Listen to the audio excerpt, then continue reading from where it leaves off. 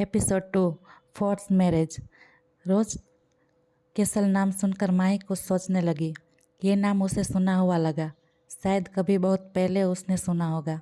खैर, वो कुछ सोचते हुए बोली, पर हमें वहाँ क्यों जाना है? इस पर अनिकेत बोला, मेरे मामा की शादी है और मौसी की एंगेजमेंट है, इसीलिए हमें वहाँ जाना है। माही हैरान होकर बोली, क्या अब शादी? माही का रिएक्शन देखकर वो अनिकेत हंसने लगा और बोला, इतना शॉक्ड होने की ज़रूरत नहीं है। मेरे मामा मुझसे कुछ साल ही बड़े हैं और मौसी तो मुझसे भी छोटी है। वो दरअसल मेरे नानू और छोटे नानू जिनके बेटी की शादी हो रही है, वो कज़न ब्रदर है। और मेरी मम्मा की शादी 18 साल की उम्र में हो गई थी, तब मेरे बड़े मामा जिनकी अभी शादी हो रही है, वो सिर्फ 5 साल के थे। अनिकेत की बात सुनकर माही बोली, ओह अच्छा। तभी अनिकेत उसका हाथ पकड़कर उसे अपने साथ खींचते हुए ले जाते हुए बोला, हाँ अब चलो भी। अनिकेत उसे ज़बरदस्ती लेकर चला गया। कुछ देर बाद वो दोनों रोज केसल पहुँचे। माही तो देखती रह गई। वो बहुत खूबसूरत था। देखने वालों की आंखें उस पर हट नहीं सकती थी। आखिर वो था ही इतना खूबसूरत। अनिकेत माही को अंदर ले गया जहाँ सभी थे। उसने घर के सभी लोगों से माही को मिलाया। वो सभी उससे मिलकर खुश थे। निर्मला माही से मिलकर दूसरी तरफ चली गई। उन्होंने एक बार मुड़कर माही को देखा और अपने मन में बोली, काश कि मेरे बेटे की शादी तुमसे होती। फिर एक ठंडी सांस लेते हुए वहाँ से चली गई। अनिकेत ने माही को आदित्य और अक्षय दोनों से मिलाया। वो माही के साथ घुल मिल गए थे। माही को उन दोनों को देखकर सुबह की याद आ रही थी। रोज केसल 4th फ्लोर, जहाँ पर कोई नहीं जाता था। इस फ्लोर पर घर के बड़े बेटे मृत्युंजय मीरानी का राज था। 4th फ्लोर के स्टडी रूम तक जाने की इजाज़त थी, वो भी सिर्फ कुछ गिने चुने लोगों को। वो एक ऐसा शख्स था जिसके सामने उसके घर वालों की भी नहीं चलती थी, या कहीं किसी की हिम्मत ही नहीं थी। स्टडी रूम सीढ़ियों के बिल्कुल पास ही था। वैसे तो पूरा कैसल ही कस्टम मेड था, लेकिन 4th फ्लोर पर उसके साथ क्रिस्टल की भी बहुत सारी डिज़ाइन भी देखने को मिलती थी। बेहद शांत माहौल, बिल्कुल उसी शख्स की तरह जो बीच में अपनी चेयर पर बैठा था। ब्लू ओशियन आइज जिसमें जीतने की लत साफ नज़र आती थी। चौड़ा माथा और पतली नाक, उसकी लंबी और पतली उंगलियां अपने लैपटॉप के कीबोर्ड पर नाच रही थी। एडपेक्स एप्स जिस पर पहनी हुई वाइट शर्ट उसके बॉडी पर फिट थी और हाथों पर शर्ट के स्लीव्स कोहनी तक फोल्ड थी। कोहनी से आती उसकी वेंस इतनी शार्प थी कि किसी शख्स की पहली नज़र में आ जाए। ये उसका सबसे अट्रैक्टिव पॉइंट था। मृत्युंजय सिर्फ वेस्ट पहना हुआ था और कोट चेयर पर पड़ी पीछे पड़ा था।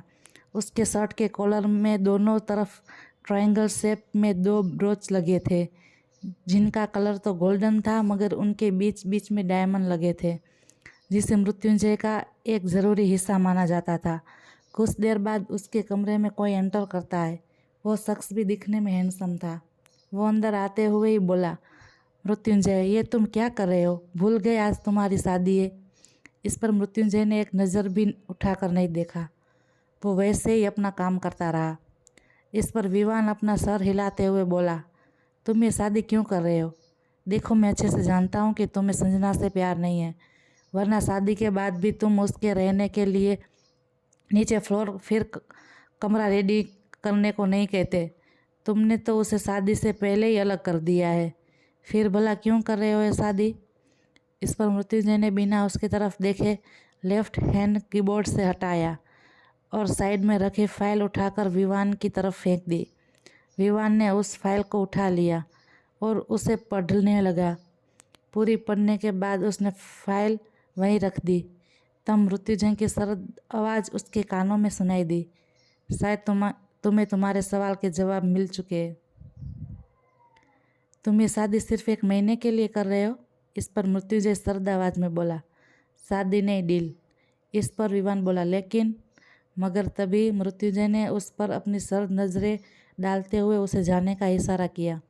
विवान जानता था कि अब वो उसकी एक भी नहीं सुनेगा। इसीलिए वहाँ से चला गया। विवान बाहर आकर बोला, इसकी ये लत जाने कब छूटेगी। बिजनेस और जीत की लत ने इसे पागल बना दिया है। काश जिससे तेरी शादी हो रही है न मृत्युंजय, वो भी तेरी लत बन जाए। विवान मृत्युंजय का जुड़वा भाई, जो उसे सिर्फ 5 मिनट छोटा था। इधर नीचे माई सबसे मिलकर काफ़ी खुश थी, बाकी सब भी उससे मिलकर खुश थे। मीरानी फैमिली, दादाजी आनंद मीरानी, दादी जी कावेरी मीरानी, इनके 3 बेटे थे, देवराज और निर्मला उनकी बीवी। इनके 2 जुड़वा बेटे थे, मृत्युंजय और विवान, और एक बेटी थी ईशा। राजेंद्र और शालिनी, इनके 3 बेटे थे, शोभित, अक्षय और आदित्य। अशोक और पद्मा, इनके एक बेटा मनन और एक बेटी मिनी थी। अशोक मीरानी अपने छोटे बेटे मनन के साथ रानी खेत में रहते थे, जहाँ पर उनकी पुश्तैनी हवेली थी। अक्षय उससे बोला, वैसे माही जी, क्या आपका कोई बॉयफ्रेंड है? माही ने उसकी बात सुनकर उसकी तरफ देखा, जो बड़ी उम्मीद से उसे देख रहा था। फिर मुस्कुराकर ना में सिर हिला दिया। अक्षय तो खुश होकर बोला, तो मेरे बारे में क्या ख्याल है? इस पर माही बोली, तुम तो बिल्कुल मेरे छोटे भाई जैसे हो।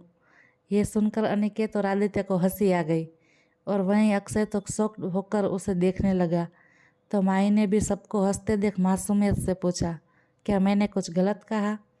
इस पर अक्षय होश में आते हुए बोला, नहीं बिल्कुल नहीं, आपने बिल्कुल ठीक बोला। आज से मैं आपका भाई और आप मेरी बहन। कहकर वो मुस्कुरा दिया और माही भी मुस्कुरा दी। कुछ देर बाद माही आदित्य, अक्षय और अनिकेत के साथ पूरा घर घूम रही थी। तभी वो उस घर के एक दूसरे कोने में आ गई, जहाँ पूरी फैमिली मौजूद थी। सभी को बड़ा अजीब लगा।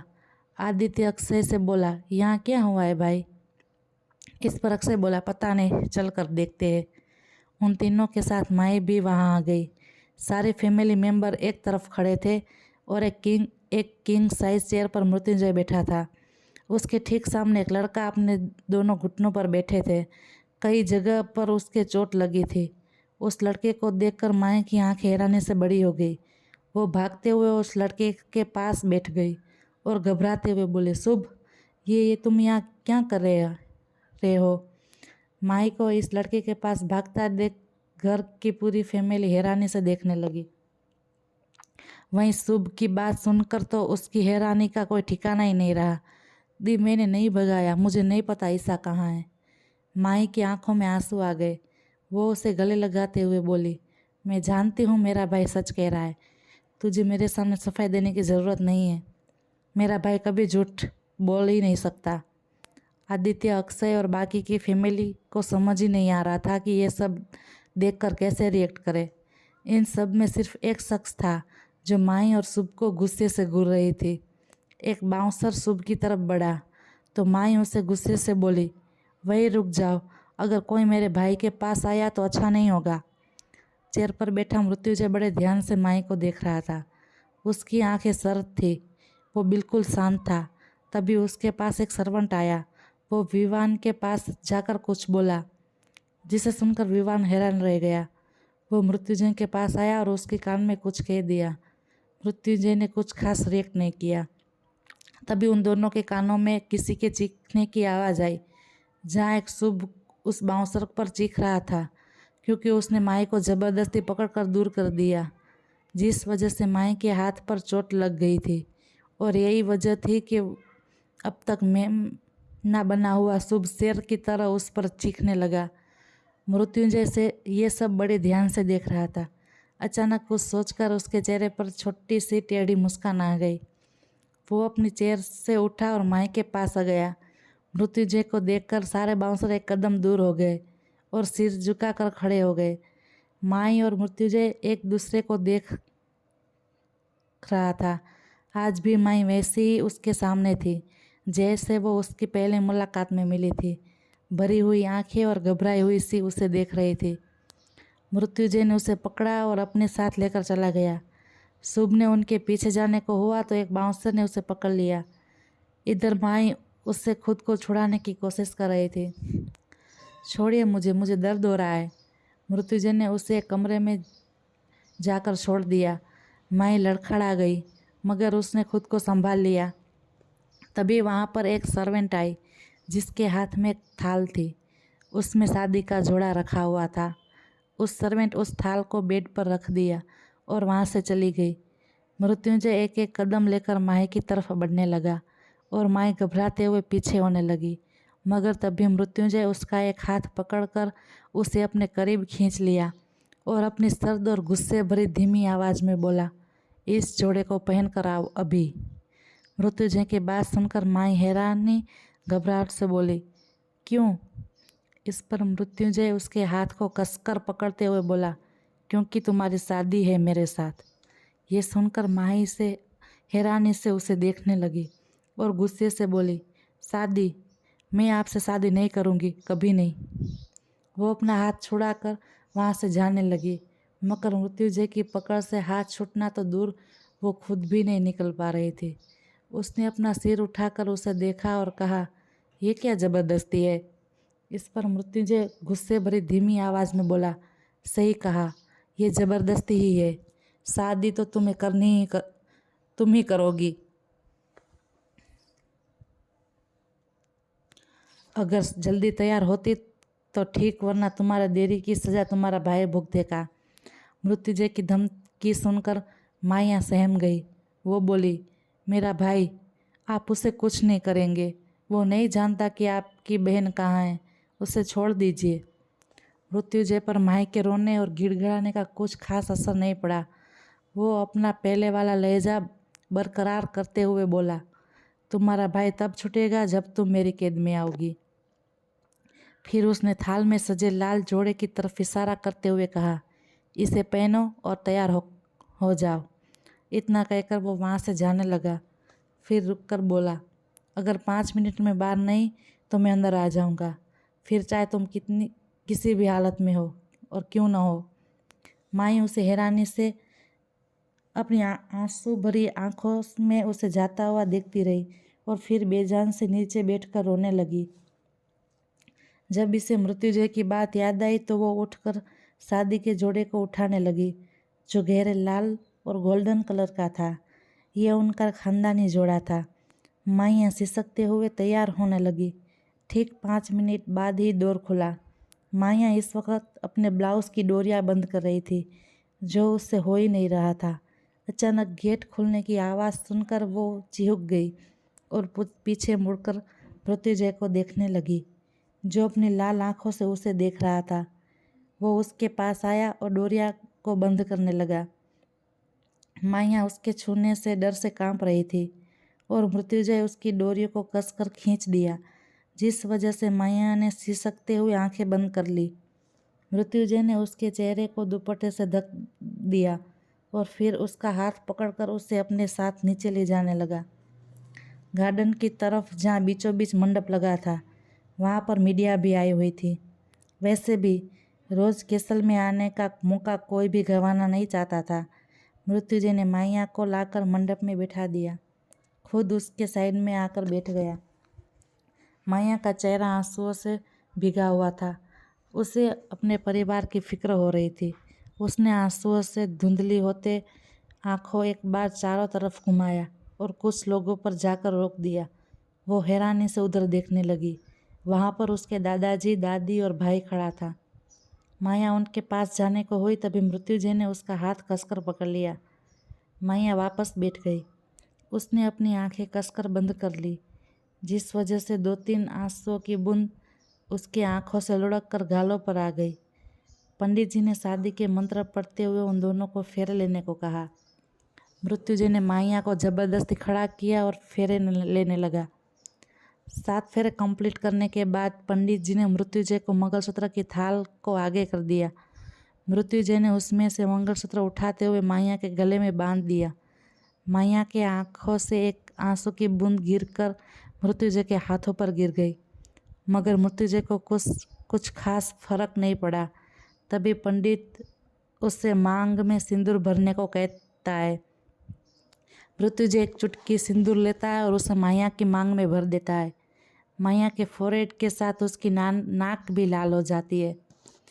मृत्युंजय बिना किसी एक्सप्रेशन के बैठा था। वही माइया के दादा दादी को समझ नहीं आ रहा था कि आखिर उन्हें यहाँ क्यों लाया गया है।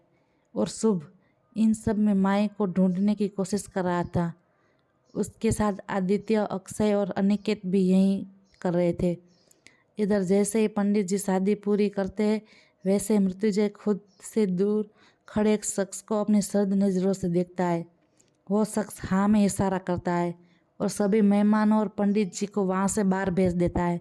सबके जाने के बाद मृत्युंजय खड़ा होता है और माया को भी ज़बरदस्ती खड़ा करता है। सबको मृत्युंजय की ये हरकत अजीब लगती है। निर्मला मृत्युंजय से कहती है, जय क्या हुआ, सब ठीक है ना? इधर अनिकेत माया को सब जगह पर ढूंढ रहा था। वह शालिनी भी मृत्युंजय से बोली, हाँ जय, और संजना तो ठीक है ना? संजना के पेरेंट्स भी जानना चाहते थे, इसीलिए सभी मृत्युंजय की तरफ देख रहे थे। तभी उन सभी के कानों में मृत्युंजय की खतरनाक और सर्द आवाज़ पड़ी, ये संजना नहीं है।